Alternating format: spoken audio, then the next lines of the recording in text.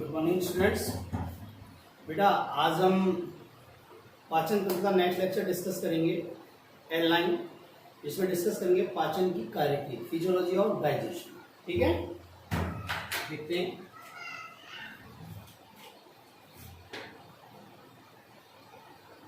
पाचन की कार्यकी, physiology of digestion, physiology of digestion. देखो ना, हमारा डाइजेशन का मकसद क्या है, हमारा पाचन का मकसद क्या है। हमारा पाचन का मकसद है, हमारा ऑब्जेक्टिव क्या है, मकसद ये है कि हमारे बड़े प्लस जटिल प्लस अवशोषणशील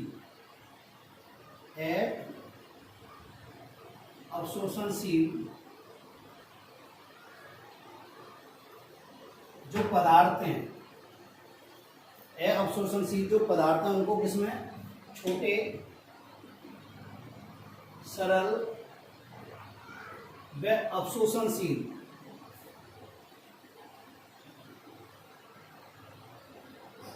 छोटे सरल व अवशोषणशील पदार्थों में चेंज करना है। क्या करना है, चेंज करना है। ऐसा क्यों? क्योंकि देखो, जो बृहद अणु होते हैं, जो बृहद अणु होते हैं वो क्या होते हैं, ऐसे होते हैं, बड़े होते हैं, जटिल होते हैं, अवशोषणशील होते हैं। और हमारी कोशिकाएं, हमारी शरीर की कोशिकाएं वो क्या करती हैं, इसे इस फॉर्म में उपयोग में नहीं ले सकती, इस फॉर्म में उपयोग में नहीं ले सकती।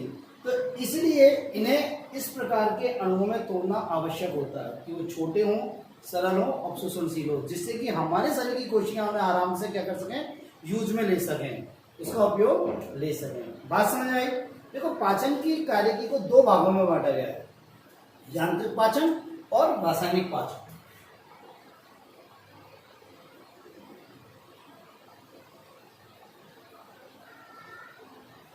यांत्रिक पाचन और रासायनिक पाचन, इसको बोलते हैं मैकेनिकल डाइजेशन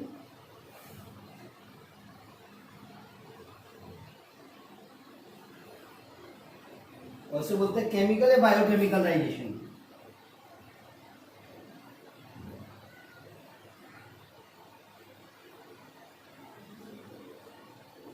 क्या बेटा, केमिकल या बायोकेमिकल डाइजेशन। ठीक है, देखो एक बात सुने आप, जो डाइजेशन की क्रिया है ना बेटा, डाइजेशन की क्रिया वो मेनली कहाँ कहाँ होती है, एक होती है मुख गुहा में और एक होती है स्मॉल इंटेस्टाइन में, छोटी आंत में मैक्सिमम जो होती है। बात समझ? अब होता है यांत्रिक पाचन। यांत्रिक पाचन में क्या कहते हैं, ये क्या है, एक तरह से चबाने की क्रिया है। क्या बेटा, चबाने की क्रिया है। मतलब जो हमने भोजन मुंह में लिया है उसे छोटे छोटे भागों में तोड़ना, मतलब चबाने की क्रिया। मतलब इसलिए क्या, ऐसे क्या बोलते हैं, मैस्टिकेशन। क्या बेटा, मैस्टिकेशन। तो देखो चबाने की क्रिया कैसे हुई, हमने गस्सा लिया मुंह में, कोई भी घास लिया, अब वो घास को मुखगुआ में, जब मुखगुआ में लिया तो दांतों के द्वारा उसे क्या पीसा गया, दांतों के द्वारा उसे क्या छोटे छोटे टुकड़ों में तोड़ा गया। ठीक है, जिब्या ने क्या किया, उसको इधर से उधर मूवमेंट कराया, इधर से उधर मूवमेंट कराया और उसमें क्या मिक्स किया, सलाइवा, लार मिक्स की। क्या मिक्स की बेटा, लार मिक्स की। और लार मिक्स करने के बाद क्या हुआ, अर्धठोस एक बॉल के रूप में, एक गेंद के रूप में बना दिया उसको। और उस अर्धठोस गेंद को क्या बोलते हैं, घास या बोलस। क्या बोलते हैं, घास या बोलस। बात समझ में आई? अब इस घास को क्या हुआ, ग्रसनी ने ग्रशिका में धकेल दिया, ग्रसनी ने ग्रशिका में धकेल दिया। तो इस धकेलने की क्रिया को क्या बोलते हैं, निगलना। क्या बोलते हैं बेटा, निगलना। बात समझ में आई? ठीक है, तो देखो, तो इस क्रिया यांत्रिक पाचन की क्रिया क्या होती है, मुख गुहा में। और कौन कौन से अंग भाग लेते हैं इसमें, होठ, ओष्ठ, दांत और जिह्वा।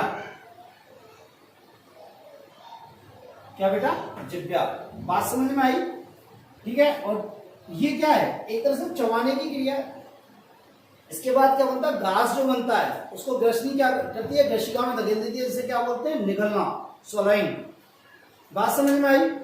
अब जैसे ये घास ग्रशिका में पहुंचता है, यहाँ ग्रशिका में ट्यूब लाइक स्ट्रक्चर में पहुंचता है, तो उसमें क्या होता है, क्रमाकुंचन होता है।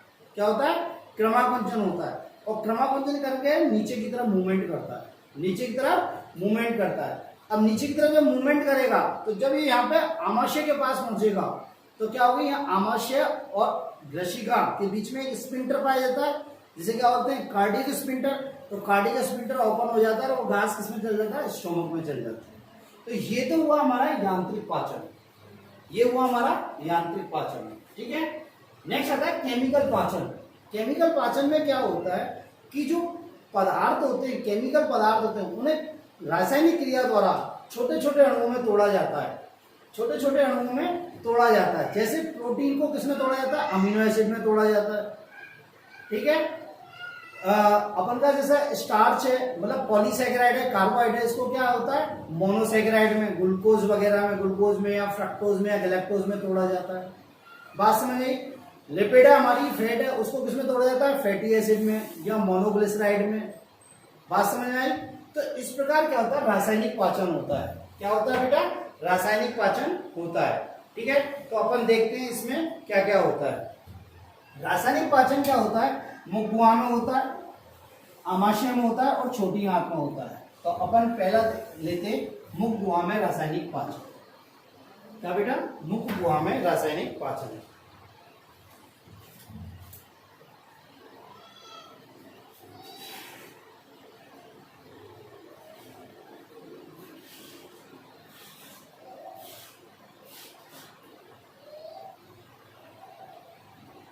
देखो ना, मुख गुहा में रासायनिक पाचन क्या है। हमने बताया था कि मुख गुहा में क्या होती है, मुख गुहा में क्या होती है, 3 सलाइवरी ग्लैंड होती है, 3 लारीय ग्रंथियां होती हैं जो किसका स्राव करती है, सलाइवा का, लार का स्राव। और लार में क्या पाया जाता है, एंजाइम पाया जाता है जिसे क्या बोलते हैं, लारीय अल्फा अमाइलेज या टाइलिन, लारीय अल्फा अमाइलेज या टाइलिन। और ये टाइलिन क्या करता है बेटा, स्टार्च को किसमें तोड़ देता है, माल्टोज और डेक्स्ट्रीन में, माल्टोज और डेक्स्ट्रीन में। तो क्या कह सकते हैं कि कार्बोहाइड्रेट का पाचन किसमें होता है, मुख गुहा में स्टार्ट हो जाता है। ठीक है, तो देखें ये क्या करता है, स्टार्च, ये क्या करता है, टाइलिन लिख देता हूं, टाइलिन या लारीय अल्फा अमाइलेज। इस पीएच पे काम करता है 6.8 पे, और एक किसमें तोड़ देता है इसे, माल्टोज या लिपिड डेक्स्ट्रीन में।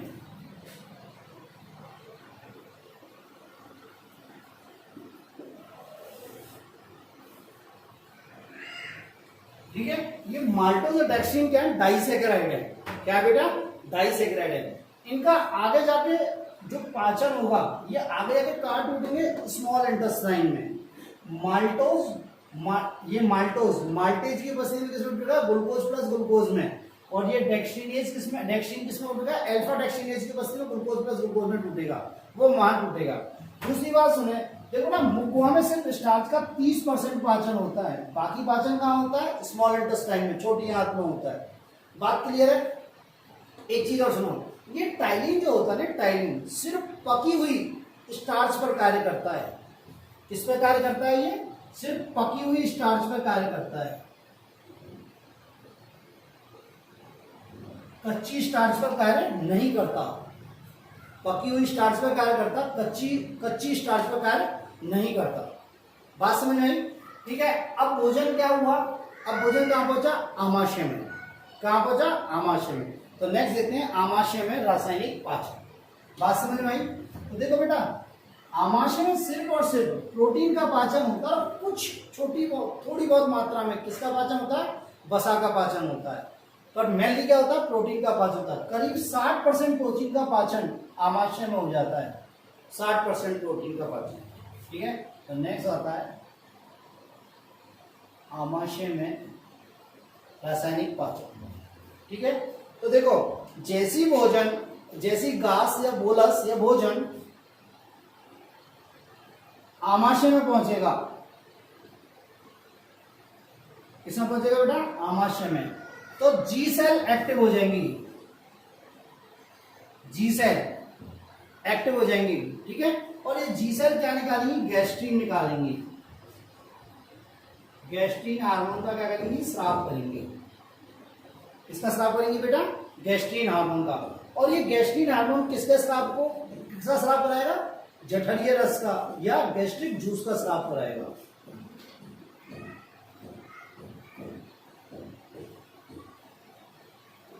गैस्ट्रिक जूस या जठरीय रस,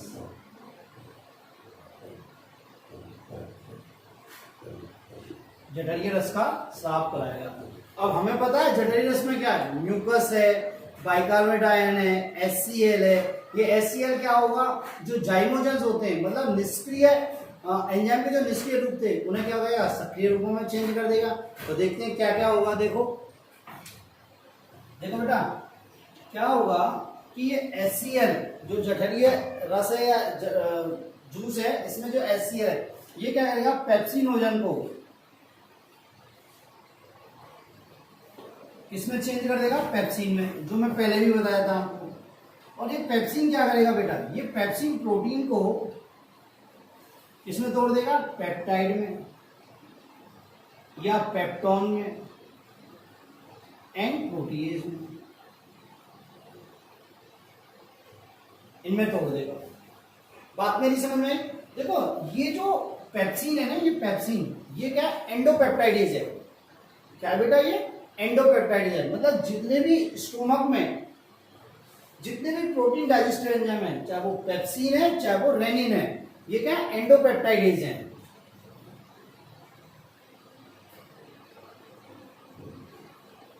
और ये एंडोपेप्टाइडेज क्या करते हैं, जो प्रोटीन होती है इसको बीच में से तोड़ते हैं, प्रोटीन को क्या करते हैं, बीच में से तोड़ते हैं। इसलिए क्या होता है, हमें पेप्टाइड्स चेन प्राप्त होती है, मतलब अमीनो एसिड की बड़ी बड़ी चेन प्राप्त होती है। अमीनो एसिड अलग अलग प्राप्त नहीं होते, क्योंकि ये कोनों से नहीं तोड़ती, बीच में से तोड़ती है। बात समझ में आई। नेक्स्ट आता है, देखो बेटा नेक्स्ट आता है, ये क्या करता है HCl सेकेंड, ये प्रोरेनिन को, ये HCl क्या करता है, रेनिन में चेंज कर देता है। किसमें चेंज कर देता है बेटा, रेनिन में। एक्चुअली ये रेनिन होता है ना, ये क्या होता है, दूध प्रोटीन का पाचन करता है। ये किसका पाचन करता है बेटा, दूध प्रोटीन का पाचन करता है। और ये सिर्फ और सिर्फ नवजात बच्चों में पाया जाता है, छोटे बच्चों में पाया जाता है, हम में नहीं पाया जाता। ये हम एडल्ट हो चुके हैं, हम में नहीं पाया जाता, छोटे बच्चों में पाया जाता है। बात समझ में। और ये किसका पाचन करता है, दूध प्रोटीन का। तो देखो बेटा ये कैसे करता है, ये क्या करता है, ये दूध प्रोटीन है, दूध प्रोटीन है केसीन। क्या है बेटा, केसीन। ये केसीन क्या होती है, घुलनशील प्रोटीन होती है। क्या होती है बेटा, घुलनशील प्रोटीन होती है। अब ये घुलनशील प्रोटीन है ना, तो ये क्या करती है, स्टोमक में नहीं डटती, रुक पाती, इसलिए इसका पाचन नहीं हो पाता। तो क्या करते हैं, इसको अघुलनशील प्रोटीन में चेंज करना होता है, ठीक है। तो ये केसीन को रेनिन क्या करता है, केसीनोजन में चेंज कर देता है।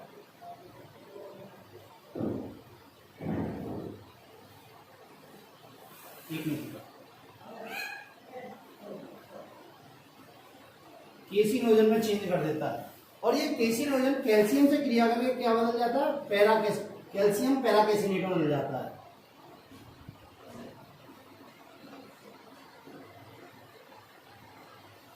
किसमें बेटा, कैल्शियम पैराकेसिनेट में बदल जाता है। और ये कैल्शियम पैराकेसिनेट जो होता है, ये क्या होता है, अघुलनशील प्रोटीन होती है। क्या होती है, अघुलनशील प्रोटीन होती है। एक केसीन से कैल्शियम पैराकेसिनेट बनने की क्रिया को क्या बोलते हैं, कर्डलिंग, मतलब दही निर्माण की क्रिया, कर्डलिंग। बात समझ में आई, से दही निर्माण की क्रिया कहते हैं कर्डलिंग, CURDLING, कर्डलिंग। बात समझ में आई। अब इस पैराकेसिनेट का पाचन किसके द्वारा हो जाता है, पेप्सिन के द्वारा। किसके द्वारा होता है इसका पाचन, पेप्सिन के द्वारा। और पेप्सिन क्या कर देता है, सिर्फ पॉलीपेप्टाइड में चेंज कर देता है या पेप्टाइड्स में चेंज कर देता है, पेप्टाइड्स या पेप्टॉन्स में चेंज कर देता है, पेप्टाइड एंड पेप्टॉन्स में चेंज कर देता है। बात क्लियर है, ठीक है। ये यहाँ पे भी बताया था, ये भी क्या होता है, ये भी क्या होता है, एक्सोपेप्टाइडेज होता है। बात समझ में आई। नेक्स्ट देखते हैं, सॉरी एंडोपेप्टाइडेज होता है, सॉरी क्या होता है बेटा, एंडोपेप्टाइडेज। नेक्स्ट क्या होता है, आमाशय में थोड़ा बहुत क्या होता है, वसा का पाचन भी होता है। क्या होता है बेटा, वसा का पाचन होता है, क्योंकि यहां से भी थोड़ा सा क्या होता है, गैस्ट्रिक लाइपेज सीक्रेट होता है। तो ये क्या करता है, ये जो गैस्ट्रिक लाइपेज होता है ये क्या करता है, लिपिड को दो फैटी एसिड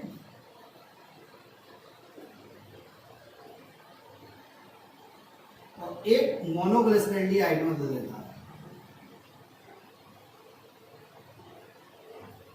इसमें बेटा दो फैटी एसिड और एक मोनोग्लिसरेल्डिहाइड में इसको कन्वर्ट कर देता है, या मोनोग्लिसराइड में से कन्वर्ट कर देता है, इसको मोनोग्लिसराइड भी।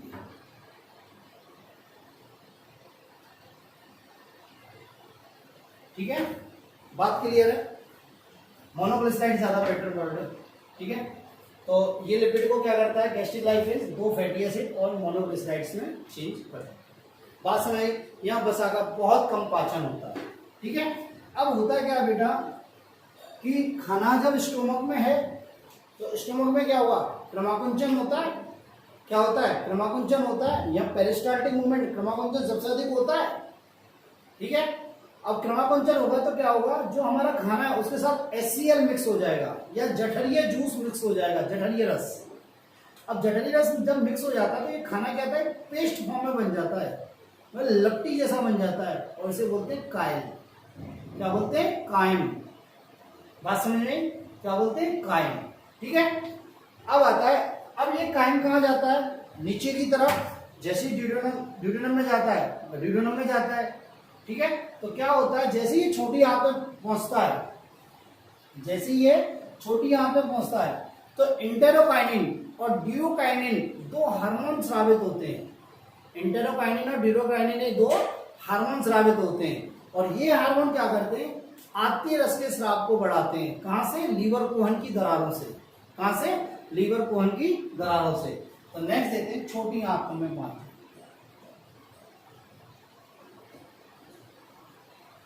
तो जैसी भोजन को क्या बोलते हैं, कायम। ठीक है, जैसी भोजन छोटी आंत में पहुंचता है तो क्या होता है, दो हार्मोन स्रावित होते हैं। क्या होते हैं बेटा, दो हार्मोन स्रावित होते हैं। कौन कौन से होते हैं बेटा, इंटेरोकाइनिन और ड्यूरोकाइनिन।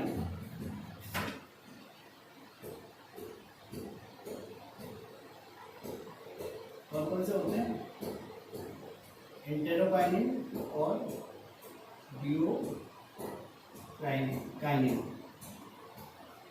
कौन कौन से होते हैं बेटा, इंटेरोकाइनिन और ड्यूरोकाइनिन।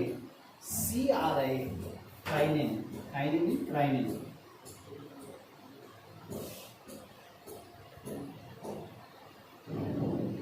ठीक है बेटा, अब ये इंटेरोकाइनिन और ड्यूरोकाइनिन ये क्या करते हैं, कहां काम करते हैं, लीवर कुहन की दरारों में।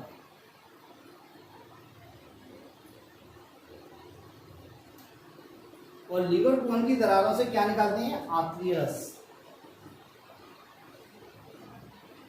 आंतरीय रस का स्राव कराते हैं, जिसे क्या बोलते हैं, सकस इंटेरिकस भी बोलते हैं। क्या बोलते हैं बेटा, सकस इंटेरिकस। क्या बोलते हैं बेटा इसको, सकस इंटेरिकस भी बोलते हैं। क्या बोलते हैं बेटा, सकस इंटेरिकस कहते हैं। ठीक है, और इस आंतरीय रस में मुख्यतः 99% तो जल होता है। 99% तो क्या होता है, जल। 1% या इससे थोड़ा बहुत अधिक क्या होते हैं, एंजाइम्स होते हैं। क्या होते हैं बेटा, एंजाइम्स होते हैं। तो देखो इसमें एंजाइम होते कौन कौन से मेनली, तो देखो एक तो होता है इंटेरोकाइनेज। क्या होता है, इंटेरोकाइनेज, अमीनोपेप्टाइडेज। देखो मैं बताता हूं कौन कौन से होते हैं। Enterokinase, अमीनोपेप्टाइडेज, dipeptidase. क्या बेटा, डाइपेप्टाइडेज, डाइसैकेराइडेज।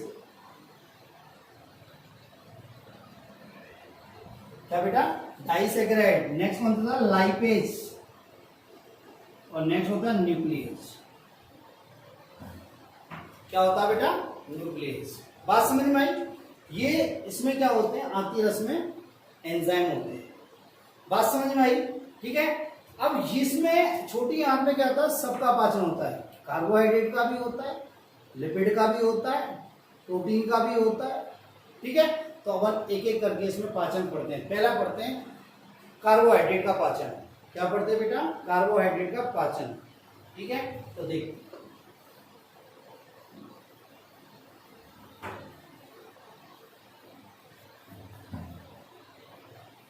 देखो ना, कार्बोहाइड्रेट मतलब स्टार्च। देखो ना, 30% स्टार्च कहाँ डाइजेस्ट हो गई थी? कहाँ डाइजेस्ट हो गई थी? वही मुख में। वहां किसके द्वारा? सलाइवरी अमाइलेज के द्वारा। किसके द्वारा? सलाइवरी अमाइलेज के द्वारा। ठीक है। अब यहाँ पे भी क्या होता है? एक अमाइलेज काम करता है, जिसे बोलते हैं क्या? Pancreatic amylase. क्या बोलते हैं? Pancreatic amylase. ठीक है। तो यहां अमाइलेज, तो ये अमाइलेज क्या करता है? इसको किस में बदल देता है? माल्टोज में। किस में बदल देता है? माल्टोज में। और सलाइवरी अमाइलेज किस में बदल देता है? माल्टोज और डेक्सटिनेज में। किसमें बेटा? अल्फा डेक्सटिनेज में। किसमें बेटा? अल्फा डेक्सटिनेज में। बात समझ में आई? भाई यहाँ जो पेनक्रियाटिक अमाइलेज है वो किसमें बोल रहा है? स्टार्च को माल्टोज में। और वहां पे जो था वो किसमें बोल देता है? Maltose plus alpha dextrinase. भाई वहां से अल्फा डेक्सिनेज भी तो यहीं आ रहा है, अल्फा डेक्सिनेज। ठीक है। बात समझ में आई? ये डाइसैकेराइड है। और कौन कौन से डाइसैकेराइड होते हैं हमारे खाने में? देखो और कौन कौन से? एक होता है सुक्रोज। हम चीनी खाते ही खाते हैं। क्या खाते हैं बेटा? चीनी खाते खाते दूध पीते हैं, लैक्टोज। क्या बेटा? लैक्टोज। ये सब क्या है? डाइसैकेराइड है। क्या है बेटा? डाइसैकेराइड है। अब क्या होता है? आंती रस में जो डाइसैकेराइडेज होते हैं वो क्या करते हैं? इनका पाचन करते हैं। जैसे माल्टोज है, इसका डाइजेस्टिव एंजाइम क्या होता है? माल्टेज। क्या होता है? माल्टेज। वो किसमें तोड़ देता है? ग्लूकोज प्लस ग्लूकोज में। ठीक है। डेक्सट्रीनेज का क्या होता है? डेक्सट्रीनेज क्या होता है? डेक्सट्रीनेज। ये किसमें तोड़ता है? ग्लूकोज प्लस ग्लूकोज में। ठीक है। सुक्रोज का क्या होता है? सुक्रेज।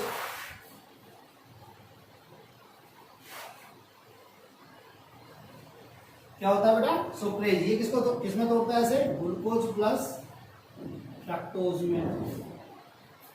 भाई सुक्रोज किसका होता है? ग्लूकोज प्लस फ्रक्टोज का। लैक्टोज है, ये इसका कौन सा होता है डाइजेशन है? लैक्टेज। क्या बेटा? लैक्टेज। ये से किसमें तोड़ता है? ग्लूकोज प्लस गैलेक्टोज में। किसमें बेटा? ग्लूकोज प्लस गैलेक्टोज में। मेरी बात क्लियर है या नहीं है? ठीक है। स्टार्च अमाइलेज इसे किसमें तोड़ता है? माल्टेज और डेक्सट्रीन में। डेक्सट्रीन है बेटा, डेक्सट्रीन डेक्सट्रीन अल्फा डेक्सट्रीन। ठीक है। अब देखो ये अमाइलेज दो प्रकार का, एक तो है मुख गुहा में सलाइवरी अमाइलेज, जो किसमें तोड़ रहा है? स्टार्च को माल्टोज प्लस डेक्सिनेज में। और यहाँ पे जो पेनक्रियाटिक अमाइलेज है वो किसमें तोड़ रहा है? सिर्फ माल्टोज में। तो देखो ये डेक्सिनेज कौन सा है? ये डेक्सिन कौन सा है? जो वहां से मुख गुहा से चला आ रहा है, मुख गुहा से चला आ रहा है। और हमारे फूड में कौन कौन से डाइसैकेराइड है? सुक्रोज, चीनी है, लैक्टोज जो हम दूध पीते हैं वो है, ये डाइसैकेराइड है। आपने 11th में पढ़े होंगे कार्बोहाइड्रेट जब पढ़ा हुआ, मोनोसैकेराइड, ओलिगोसैकेराइड और पॉलीसैकेराइड। ठीक है। अब इसको डाइजेस्टिव एंजाइम कौन सा? डाइसैकेराइड है। कौन कौन से डाइसैकेराइड? माल्टेज। माल्टोज को कौन डाइजेस्ट करेगा? माल्टेज, ग्लूकोज प्लस ग्लूकोज में। डेक्सट्रीन को कौन करेगा? डेक्सट्रीनेज, ग्लूकोज प्लस ग्लूकोज में। सुक्रोज को कौन करेगा? सुक्रेज, ग्लूकोज प्लस फ्रक्टोज में। और लैक्टोज को कौन करेगा? Glucose plus lactase, glucose plus lactose में। बात क्लियर हुई?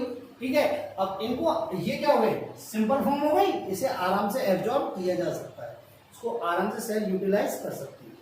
नेक्स्ट आता है प्रोटीन का डाइजेशन। क्या होता है बेटा? प्रोटीन का डाइजेशन।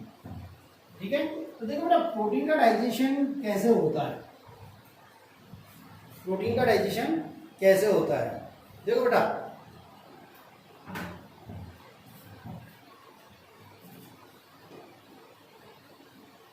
प्रोटीन, देखो प्रोटीन का डाइजेशन जो होता है 60% डाइजेशन तो किसके द्वारा हो जाता है, पेप्सिन के द्वारा। किसके द्वारा होता है, पेप्सिन के द्वारा, ठीक है, स्टोमक में। और 40% डाइजेशन जो होता है वो किसके द्वारा होता है, ट्रिप्सिन, काइमोट्रिप्सिन और एलास्टिस, ठीक है। ये कहाँ है, स्टोमक में, और ये क्या है, स्मॉल इंटेस्टाइन में। बात समझ में आई। तो ये क्या करते हैं ये एसिडिक मीडियम में काम करते हैं और ये बेसिक मीडियम में। तो ये प्रोटीन को क्या करते हैं, लार्ज पेप्टाइड में तोड़ देते हैं, इसमें बड़े पेप्टाइड में। किसमें तोड़ देते हैं बेटा, ये बड़े पेप्टाइड्स में तोड़ देते हैं। बात मेरी क्लियर है। अब क्या होता है, ये बड़े पेप्टाइड हैं, ये क्या है, ये बड़े पेप्टाइड हैं। ये क्या करते हैं, ये अमीनो पेप्टाइडेज से, किससे बेटा, अमीनो पेप्टाइडेज से, अमीनो पेप्टाइडेज से, ठीक है। मेरी बात में और कौन कौन इन्वॉल्व होते हैं इसमें, इसमें ट्रिप्सिन भी इन्वॉल्व होता है, काइमोट्रिप्सिन भी इन्वॉल्व होता है, ठीक है। ये किसमें तोड़ देते हैं, सिर्फ छोटे पेप्टाइड में, स्मॉल पेप्टाइड में और अमीनो एसिड्स। यहां पे अमीनो पेप्टाइडेज के साथ और क्या होता है, कार्बोक्सी पेप्टाइडेज भी होता है।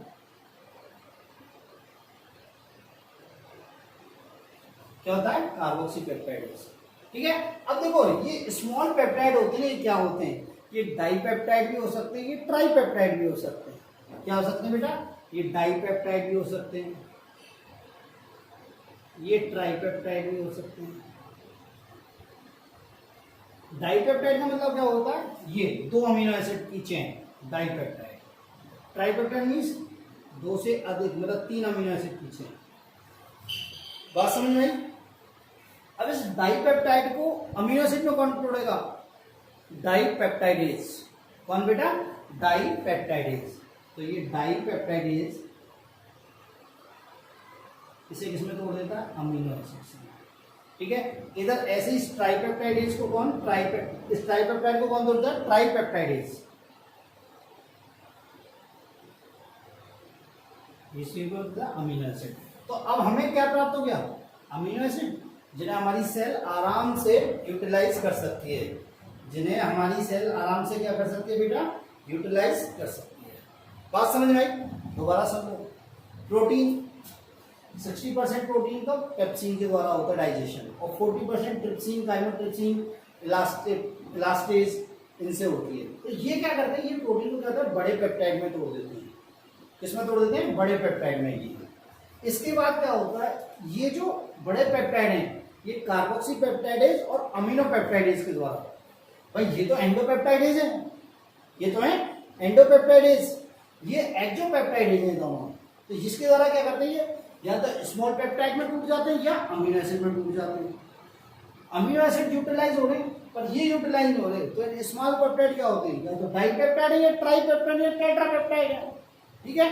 तो डाइपेप्टाइड को है 2 अमीनो एसिड का बना है, ट्राई का 3 का, टेट्रा का 4 का। तो ये डाइपेप्टाइड को डाइपेप्टाइडेज एंजाइम क्या करता है, अमीनो एसिड में तोड़ देता है। ट्राइपेप्टाइड को ट्राइपेप्टाइड एंजाइम किसमें तोड़ देता है, अमीनो एसिड तोड़ता है। और हमें क्या मिल गया, अमीनो एसिड। इनको आराम से यूटिलाइज किया जा सकता है, इनको आराम से क्या किया जाता है बेटा, यूटिलाइज किया जा सकता है। नेक्स्ट आता है न्यूक्लिक अम्ल का। क्या बेटा, न्यूक्लिक अम्ल डाइजेशन।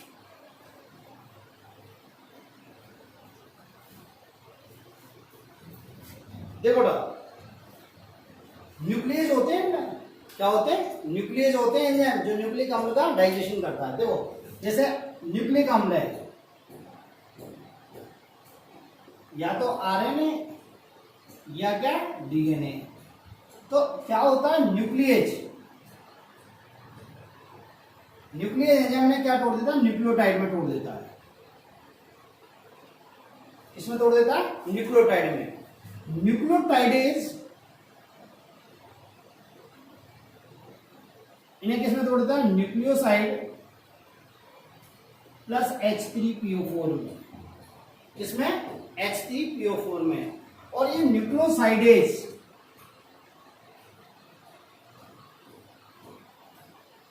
इसे किसमें तोड़ देता है बेटा, नाइट्रोजन बेस में, क्षार में, प्लस पेंटो शुगर में,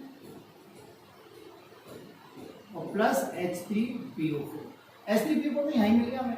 तो देखो ये क्या हो गई, ये सिंपल फॉर्म हो गई ना इसकी, उन्हें आराम से एब्जॉर्ब किया जा सकता है, उन्हें आराम से इनका यूटिलाइजेशन किया जा सकता है। बात समझ में आई बेटा, क्या किया जा सकता है, इनका आराम से यूटिलाइजेशन किया जा सकता है। बात समझ में आई, ठीक है। नेक्स्ट आता है बसाका, लास्ट आता है बसाका। एक्चुअली यहां क्या पाया जाता है, पेनक्रियाटिक लाइपेज पाया जाता है। क्या पाया जाता है, पेनक्रियाटिक लाइपेज। और ये पेनक्रियाटिक लाइपेज किस पर काम करता है बेटा, पाइसिकल प्रसाप है। किस पर क्या करता है, पाइसिकल प्रसाप है। तो ये क्या करता है, इस फैट को किसमें तोड़ देता है बेटा, फैटी एसिड में एंड ग्लिसरॉल में तोड़। क्या बेटा, फैटी एसिड एंड ग्लिसरॉल में इसका क्या कर दिया जाता है, इसे तोड़ दिया जाता है। क्या कर दिया जाता है बेटा, तोड़ दिया जाता है। बात मेरी समझ में आई। और ये इसके क्या है, सिंपल फॉर्म है, इसको आराम से यूटिलाइज किया जा सकता है, इनको आराम से यूटिलाइज किया जा सकता है। तो ये तो है छोटी आंत में रासायनिक पाचन। क्या हुआ बेटा, छोटी आंत में रासायनिक पाचन। नेक्स्ट आता है बड़ी आंत में रासायनिक पाचन। देखो बेटा, बड़ी आंत में रासायनिक पाचन, बड़ी आंत में ऐसे कोई पाचन नहीं होता। बड़ी आंत में क्या होता है, कोई भी पाचन नहीं होता, ठीक है। बड़ी आंत में तो कुछ थोड़ी बहुत चीजों का क्या होता है, अवशोषण होता है, ठीक है। जैसे देखो क्या होता है, पाचन नहीं होता, पाचन नहीं होता। तो इसमें क्या होता है, जैसे कुछ विटामिन B12, ठीक है, कुछ दवाइयां, कुछ आयंस और जल का अवशोषण होता है।